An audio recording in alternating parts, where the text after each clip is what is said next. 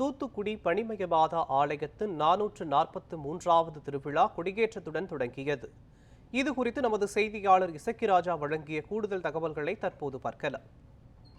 தமிழகத்தில் பசலிக்கா அந்தஸ்து பெற்றுள்ள பேராலயங்களில் ஒன்றான தூத்துக்குடியில் உள்ள பனிமயா மாதா ஆலயத்தின் 443வது திருவிழாவானது இன்று கொடியேற்றத்துடன் துவங்கியிருக்கிறது. அதிகாலை 5 மணி முதலே திருப்பலிகள் துவங்கி நடைபெற்றது. இதில் ஏராளமான பொதுமக்கள் கலந்து கொண்டனர்.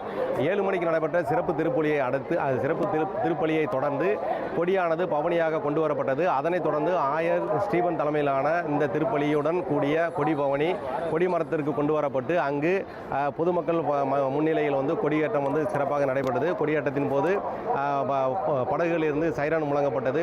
புறாக்கள் பறக்கவிடப்பட்டும் வண்ண பலூன்கள் பறக்கவிடப்பட்டும் மக்கள் தங்களுடைய மகிழ்ச்சியை வெளிப்படுத்தினர்.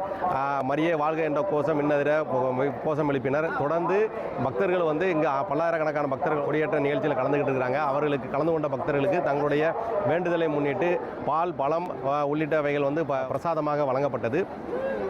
பல்வேறு கோரிக்கைகளை முன்வைத்து பக்தர்கள் காணிக்கை செலுத்துவதை நாம் பார்க்க முடிகிறது.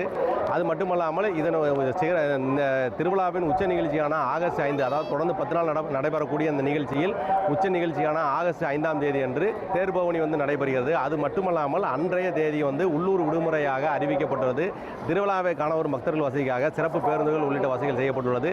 திருவிழாவிற்கு வரக்கூடிய பக்தர்களின் பாதுகாப்பிற்காக சுமார் 1300 போலீசார் தலைமையில் சிசிடிவி மற்றும் ட்ரோன்கள் மூலமாக கண்காணிப்பு பணியில் போலீசார் ஈடுபட்டு இருக்கின்றனர். தூத்துக்குடியிலிருந்து நியூஸ் ஒன் தமிழ் செய்திகளுக்காக இசக்கிராஜா.